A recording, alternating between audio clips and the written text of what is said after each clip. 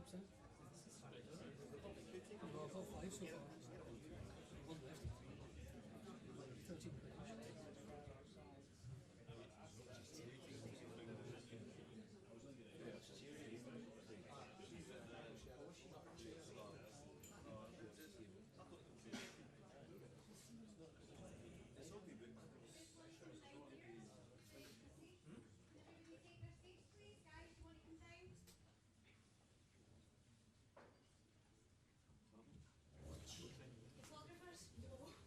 What? To the side.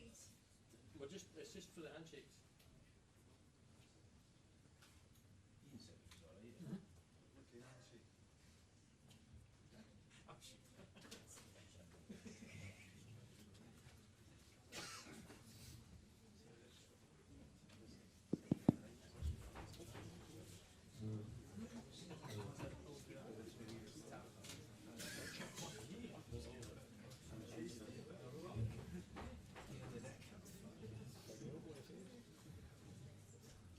So the format is we're going to do broadcast press conference, then the manager is going to go downstairs for photography round about the trackside and the tunnel. So as soon as the presser's finished here, can the cameras and the photographers come with me and I'll take you downstairs.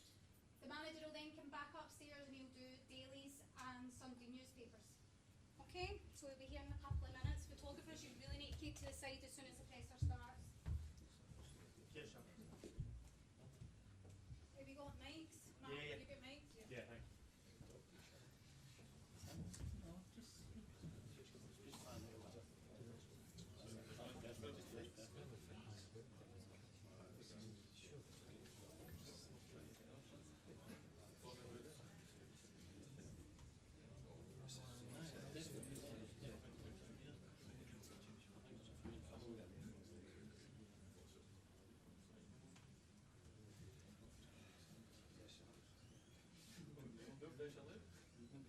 This has been a very great blessing for the poor children.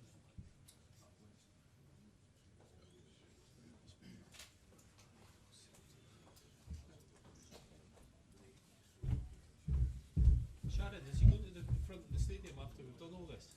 We'll see if we'll get time.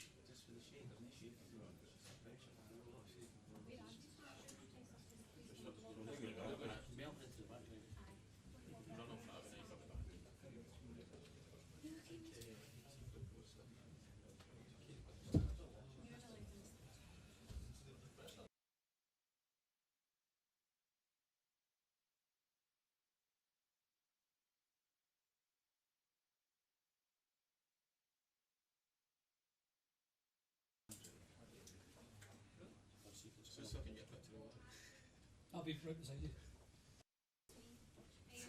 The grass is 2 weeks old. Please do not step on it or the grounds will not be killed.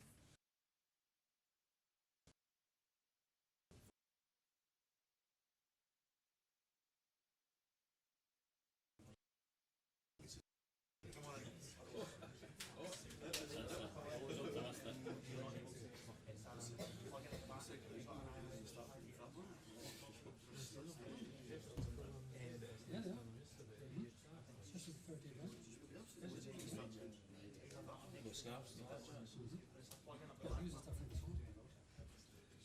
Maybe we just shut the phone up.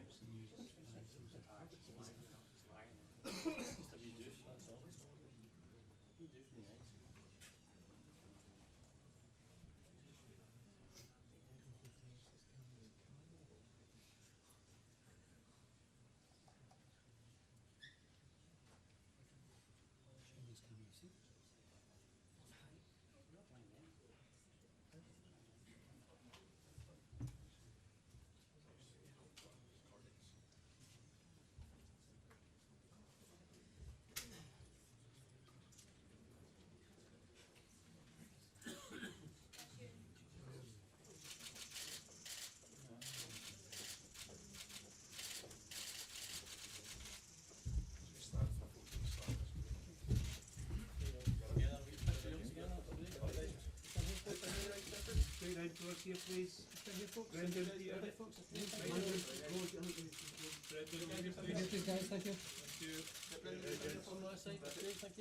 Straight in the middle, last one, please. Straight in the middle, gents. Michael. Thank you very much. Thank you. Can we handshake these guys, please?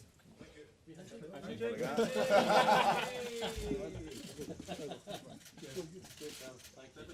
good. Okay, guys at the back, please. Guys at the back. Thanks, good afternoon. I'd like to hand over to Peter first for a few words and then we'll just open up for questions. Thank you. Okay, well, good afternoon, everyone, and welcome to Celtic Park. Last Monday, as you all know, we're delighted to announce that Brendan was returning as the first team manager. He was the outstanding candidate. Clearly, he knows Celtic, he knows how we operate, he knows how we work, and he's got an outstanding track record the last time he was here. So he knows the back room, he knows the executive.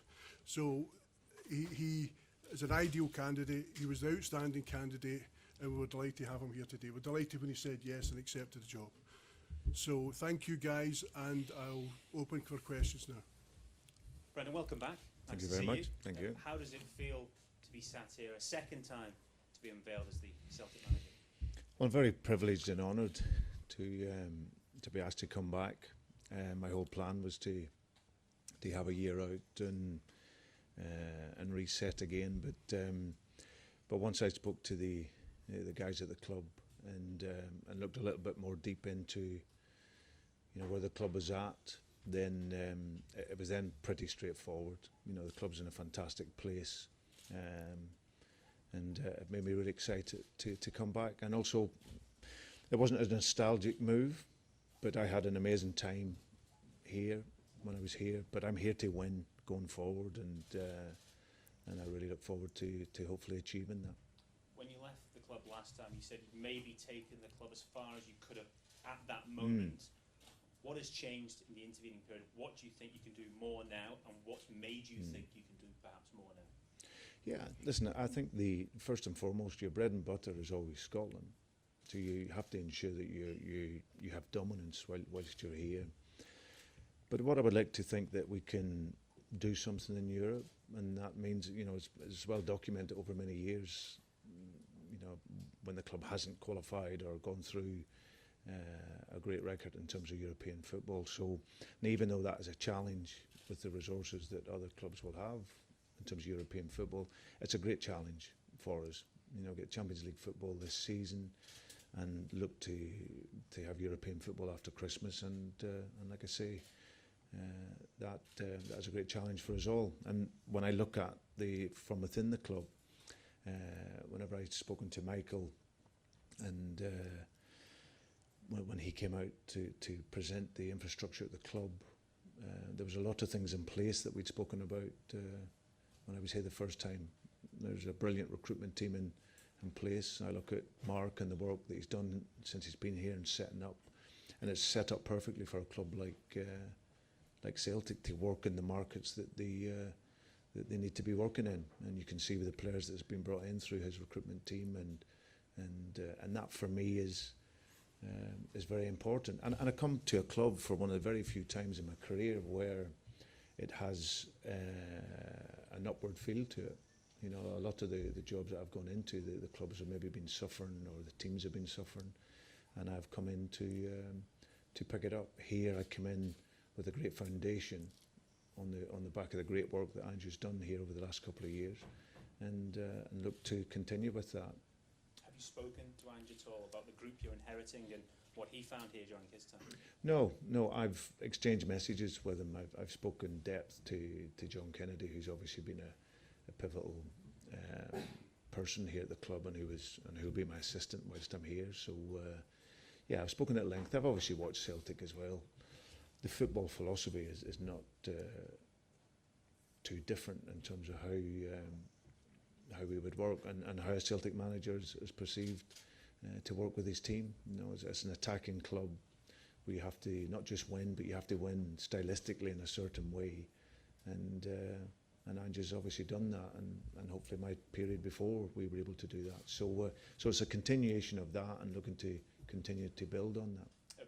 By and large, the reaction to your return to the club has been very positive from the fan base. They seem keen to have you back and remember what you did first time round. Yeah. There, of course, was that anger amongst some Yeah. when you departed. I just wonder how difficult at the time that was to see some of the things that were said, the anger that was there towards you, and also if it put you off at all coming back. No, listen, I would understand how supporters would feel, and listen, I also know that when I was here, maybe the first time when we were doing really well, I will have had critics. So, but it was an emotional time. The club was going for 10 in a row, and there was a lot of emotion around. It was something that, like you said, that I never get too emotional with words. I'm hoping that in my time here, I can have that impact that I had in my first time.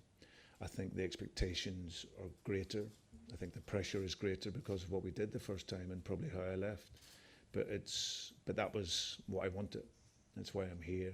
I'm here to win, to take on that expectation and pressure, because it's a club that wants to be winning. And for me, hopefully the people that I've had lots of support from, you know, when I left, and I'm now coming back, I really thank them for that. For the people that maybe don't want me here, hopefully I can prove to them with the football that we play and the success that we can have, hopefully I can shift their opinion. I was going to say, is that the hope for you now, that you'll be able to change the opinions of those last few who remain unconvinced? You'll be able to win them back round, because previously obviously you had a fabulous relationship with the fan base. Yeah, and I hope that I can still have. I think it's just it's natural. When I left, it was a sad moment, and I certainly don't regret it. But what I do regret is the hurt that it caused people, and it's the very reason I'm sat here today. You know, as a Celtic supporter, I understood what it meant, and probably even more so when I left. So that was my regret, that I hurt people who were Celtic supporters, and it was a big part of coming back. Final question from myself before I hand the floor over to the rest of the guys. Perhaps I don't know who this goes to, because it's sort of past and present. Michael, Peter, can you give us an idea of perhaps the difference in resource that Brendan will get to work with this time round to when he came in first time round? Because obviously there's an ambition to maybe make a better dent in Europe again, whichever gentleman would like to take that. Sure, I think from our perspective, the strategy has always been clear. That's to be a world-class football club in whatever we do. As Brendan mentioned, we want to dominate in Scotland. We want to compete in the Champions League, and that has been clearly stated for many, many years. So there's no change in that regard. What we have always done over many years is to continuously improve as a football club, to invest. We've got a sustainable model, a self-financing model.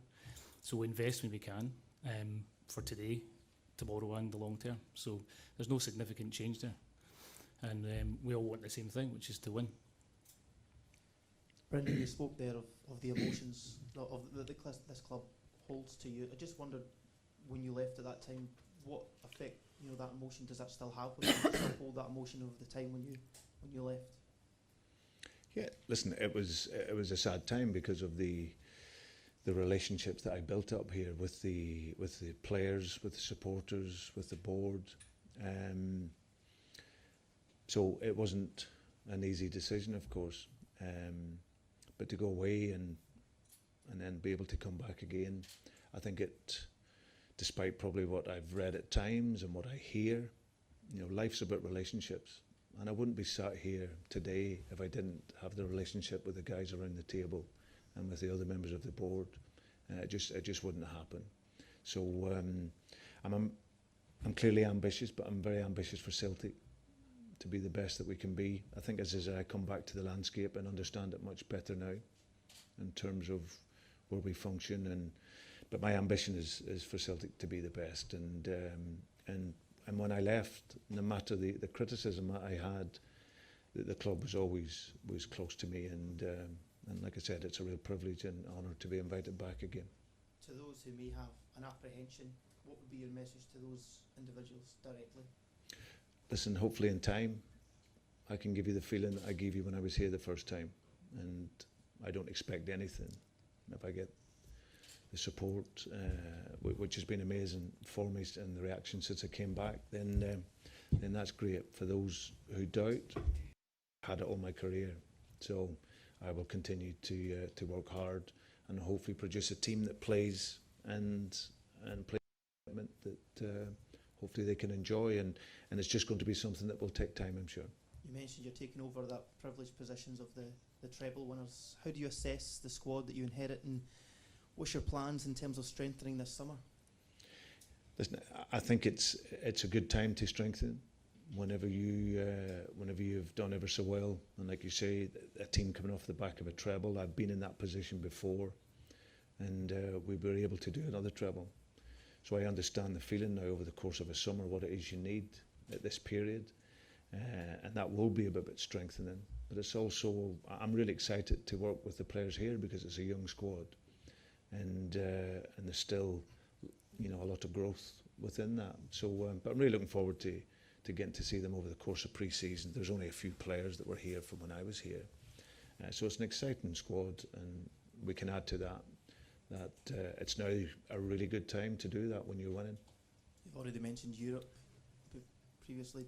What does success look like for you? What do you envisage success looking like for yourself and for Celtic on a European stage? Well, listen, we all know the challenges of the Champions League, and of course it's where you can get through. If you can get through into the knockout stages, then of course that's a big step for a Scottish team. But you arrive into Europe. There's competitions now where you can, with that little bit of luck and the quality that you can have, it can allow you to go a long way. So for us, I think it's getting through a qualification phase, which is really, really important. And like I said, you see where that can take you. But Europe is something that it's such a challenge. But for us, it's a great challenge, and that's something that we'll look to embrace. How much have you evolved or changed as a manager since you were last here, and can we expect to see a slightly different Celtic team to what we saw 4.5 years ago? Well, I think in terms of how we play, my teams always play with an attacking philosophy. It's always aggressive, and it's always a team set out to win, but always with a tactical discipline. So that has never changed. When my teams are at their best, that's what they do. So for me, I'm a better manager than when I sat here 7 years ago when I first came, and certainly from when I left 4 years ago. The experiences, good and bad, always help you, and that was the beauty of coming back to here. It's an amazing club, and I can come back with my experience and hopefully help the club keep move forward. Do you plan a lot of recruitment over the next few months, or will it just be one or two just to enhance the squad? Yeah, no, I think it's just about getting quality, and my conversations with Mark and the recruitment team, they've got a great handle on where it's, and speaking to Michael, everything is under control in terms contractually, but like I say, time always to improve is when you're doing well, and this is a nice possibility for us to improve the squad, but it's not lots of numbers. I think Ange, when he came in, he had a massive rebuilding job and done a brilliant job at that, and over the last couple of years, himself and the club, they've built a really, really good squad. So it's a case of continually developing that squad and then adding quality where we can. guys have spoken a lot about Europe, but how much are you looking forward to just the bread and butter of being back in Scottish football, battling for the title? Yeah, battling with the media. That's always good fun. But no, listen, I have to say, Scotland brought me a lot of happiness on and off the pitch when I was here. Obviously, the joy of working here at Celtic was amazing, and how successful we were. And of course, off the pitch, I had a lot of respect for the city and for the country as a whole, and hence why, whenever we were coming back and thinking about coming back, it wasn't just the football side. The last moments when we were here was tough, and off the field, it still didn't change for us the good feeling that we had here when we were here at Celtic. So I'm delighted to be here from a professional perspective and taking on the other teams, and also from a family perspective. They'll find a great happiness here. Do you see yourself being here for the long haul for several years? Well, hopefully. Listen, I've signed for 3 years, and I'll guarantee you I'll be here for 3 years unless I get emptied before that, as they say up here. But yeah, that will be the plan, and like I say, then we can look at it from there. Obviously, there's always the focus on the Celtic Rangers rivalry. You've worked with Michael before in the past. What kind of challenge are you expecting from them going forward, and do you think they'll be stronger than they were in your first spell? Well, I think all you can do is, you know, when you're a manager is beat the opposition that's in front of you.